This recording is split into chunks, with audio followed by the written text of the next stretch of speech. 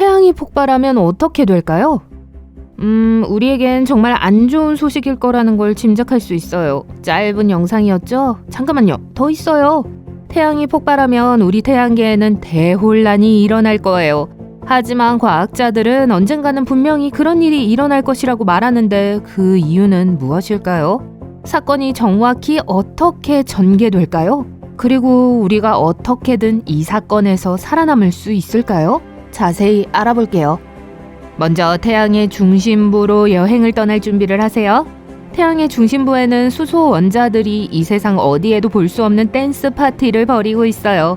이 원자들은 너무 흥분한 나머지 온 힘을 다해 서로 부딪혀요. 그리고 원자들이 충돌할 때 마법 같은 일이 일어나는데 이를 핵융합이라고 합니다. 이 핵융합 축제에서는 수소 원자가 결합해서 헬륨 원자를 형성해요. 거대한 규모의 화학 실험입니다. 이 핵융합 과정에서 수소 원자의 아주 작은 질량이 엄청난 양의 에너지로 변환돼요. 바로 아인슈타인의 유명한 방정식 E는 mc 스퀘어가 작용하는 순간이에요. 에너지는 빛과 열의 형태로 바깥으로 방출되어 태양계 전체를 밝게 비춥니다. 그리고 이 모든 과정이 진행되면 광자라고 하는 에너지가 넘치는 입자가 그 재미에 동참해요. 이 광자는 작은 빛의 패킷과 같아서 사방으로 튕기며 이동합니다. 광자는 우주를 통해 태양 에너지를 전달해서 세상을 밝게 비추고 지구를 따뜻하게 하는 데 중요한 역할을 해요. 하지만 이 모든 것을 계속 유지하려면 원자가 탈출해서 완전한 혼돈을 일으키지 않도록 태양의 핵이 엄청난 압력을 받아야 합니다. 이 압력은 태양의 외측이 핵을 누르는 엄청난 무게에서 비롯돼요. 외층이 내부 핵을 압박하고 있는 거예요. 하지만 내부층은 포기하지 않아요. 핵융합과 분주한 광자 파티에서 생성된 에너지는 태양의 핵을 빠져나가려고 정말 열심히 노력합니다.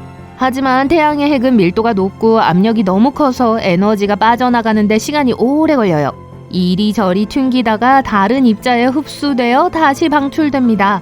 결국 오랜 시간이 지나면 태양 표면에 도달한 후 우주로 확대되어 우리에게 햇빛으로 다가오죠. 이제 태양이 어떻게 작동하는지 알았네요. 그럼 태양이 수명을 다하면 어떻게 될까요?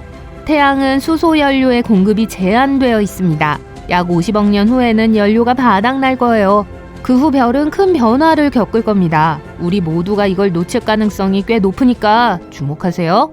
먼저 태양은 부풀어 오르고 풍선처럼 팽창해서 붉은 거인이 될 거예요. 너무 커져서 우리가 사랑하는 지구를 포함한 내부 행성들을 삼켜버릴 겁니다. 태양이 모든 공간을 차지한다고 생각해보세요. 그래서 우리는 더 먼 곳으로 이동하지 않는 한 태양의 끝도 볼 수 없을 거예요. 적색 거대기가 지나면 태양은 약간 줄어들 겁니다. 태양의 외층은 우주로 사라지고 아름다운 행성 성운만을 남길 거예요. 그리고 빛나는 핵을 드러낼 겁니다. 우와. 이제 헬륨으로 채워진 코어는 이상하게 들리겠지만 산소와 탄소 같은 무거운 원소를 융합하기 시작할 거예요. 이러한 반응은 춤이 줄어들고 차가운 분위기의 파티처럼 활기차게 진행되지는 않을 겁니다. 결국 헬륨마저 모두 소진되고 태양은 작고 하얀 외성이 되어 은퇴한 별처럼 은퇴 후의 삶을 즐기게 되겠죠. 과학자들은 태양이 빛을 잃을 때까지 약 70억에서 80억 년이 남았다고 추정합니다. 하지만 걱정하지 마세요. 그때쯤이면 인류는 먼 은하계를 여행하거나 놀라운 우주 존재로 진화했을지도 모르니까요. 자, 우리 태양은 불꽃놀이처럼 쾅 하고 꺼지진 않을 거예요. 초신성이나 블랙홀이 될 만큼 충분히 크지 않기 때문이에요. 초신성이나 블랙홀이 되려면 우리 태양보다 훨씬 더 많은 질량이 필요해요. 하지만 아주 갑자기 폭발한다면 어떨까요? 아무 이유 없이 갑작스러운 사건처럼 말이죠. 글쎄, 어디 볼까요? 태양이 폭발하고 지구는 엄청난 소용돌이에 휩싸인다고 상상해보세요. 이 사건은 엄청난 양의 에너지를 방출해서 빛의 속도로 우주를 질주하는 충격파를 보냅니다. 이 충격파가 지구에 도달하는 데는 약 8분이 걸려요. 왜 그럴까요? 태양은 평균적으로 지구에서 무려 1억 5천만 킬로미터나 떨어져 있기 때문입니다. 따라서 태양빛이 그 먼 거리를 이동해서 우리에게 도달하는 데는 8분 20초가 조금 넘게 걸립니다. 하지만 이벤트 자체에 대해 이야기해 볼게요. 목격하는 건 멋진 광경이겠지만 슬프게도 그것은 또한 정말 롤 크레딧이 될 겁니다. 엄청난 양의 에너지가 방출되면 태양은 다시 빠르게 팽창해서 지구를 포함한 내부 행성들을 삼켜버릴 거예요. 이뿐만이 아닙니다. 엄청난 방사능 폭발에 대비하세요. 태양은 매우 하전된 입자의 급류를 방출할 겁니다. 우리는 지금 엑스레이와 감마선에 대해 이야기하고 있는데 이 방사선은 사물을 심각하게 엉망으로 만들 수 있는 종류예요. 이러한 고에너지 입자가 대기에 부딪히면 모든 종류의 혼란을 일으킵니다. 대기를 이온화해서 거대한 전자기 펄스를 생성해요. 이 전자기 펄스는 전자기기에 가해지는 충격파와 같아서 전자기기를 태워버려 쓸모없게 만듭니다. 따라서 전자기기를 보호하지 않으면 힘든 시간을 보내게 돼요.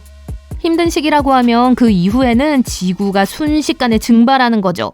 하지만 태양의 대망의 피날레는 지구만 망치는 것이 아니라 태양계 전체의 대혼란을 일으킵니다. 엄청난 에너지가 폭발하면 경로에 있는 모든 것이 충돌하게 돼요.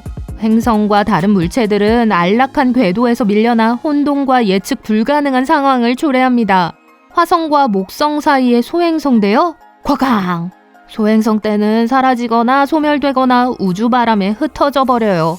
그리고 이 사건에서 살아남은 행성들조차도 궤도를 벗어나 어딘가를 떠돌게 될 겁니다.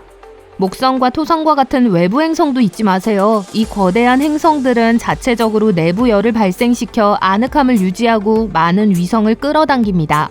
하지만 태양의 폭발은 위성의 온기를 빼앗아 엄청나게 추운 곳으로 변해요. 이 모든 것이 태양계의 모든 것에 얼마나 재앙이 될지 논의했으니 이제 논리적인 질문을 던져보겠습니다. 우리 괜찮을까요? 간단히 말하면 아니요, 우린 살아남지 못할 거예요 입니다. 그림자 속에 숨어있는 교활한 박테리아를 제외하고는 모든 것이 전멸할 거예요. 하지만 태양이 우리에게 계획을 미리 알려주는 미친 시나리오에서 싸울 기회가 있을 수도 있습니다. 미리 알고 준비할 시간이 있다면 생존을 위한 기여를 돌릴 수 있죠. 그렇다면 우리는 무엇을 할 수 있을까요? 지구 자체는 태양의 화를 견디지 못하니까 우리는 어딘가로 이주해야 합니다. 모든 행성이 완전히 파괴되지는 않을 것이라고 말씀드렸던 거 기억하시나요? 안타깝게도 태양에 가장 가까운 행성인 수성, 금성, 지구는 사라질 거예요. 따라서 가장 쉬운 방법은 지구와 비슷한 행성이 있는 다른 태양계로 이주하는 겁니다. 하지만 지구가 어떻게든 이 재앙에서 살아남는다면 어떨까요? 어떻게 그런 일이 일어날지는 생각하지 말고 그 결과에 대해서만 논의해봅시다. 지구의 기온은 미쳐 날뛸 거예요. 태양이 폭발하는 첫 순간에는 복사와 입자가 끝없는 폭염처럼 온도를 크게 상승시킬 겁니다. 엄청난 온실 효과가 발생하겠죠. 바다는 증발해서 두껍고 푹신한 구름을 만들어 열을 가두고 우주로 빠져나가지 못하게 할 거예요. 그 후 태양에 따뜻한 품이 없다면 지구는 순식간에 얼음으로 뒤덮인 냉동고가 될 겁니다. 따라서 우리는 틀을 깨는 사고를 해야 해요. 한 가지 아이디어는 방사능과 급격한 온도 변화에 큰 영향을 받지 않는 지하 깊은 곳에 대피소를 마련하는 겁니다. 땅을 더 깊이 파면 온도가 상승해요. 따라서 적절한 도구와 자원만 있다면 인류는 튼튼한 벙커에 몸을 숨기고 태양광선 없이도 몇 년 동안 생존할 수 있습니다. 왜 겨우 몇 년이냐고요? 태양이 우리 태양계의 중력 중심이라고 말씀드린 것을 기억하시나요? 태양이 없다면 지구는 새로운 무게중심을 찾아 떠돌고 있을 거예요. 지구와 우리의 든든한 위성인 달, 그리고 다른 모든 행성들이 우주로 천천히 떠내려간다고 상상해보세요. 다행히도 우리의 믿음직한 태양은 앞으로 다가올 더 많은 우주 모험을 위해 우리를 따뜻하게 지켜주며 빛을 발하고 있습니다. 그러니까 우린 몇십억 년 동안은 안전할 거예요. 그래도 불가능한 시나리오를 상상하는 건 언제나 즐거운 일이니 더 많은 만약의 경우를 기대해주세요.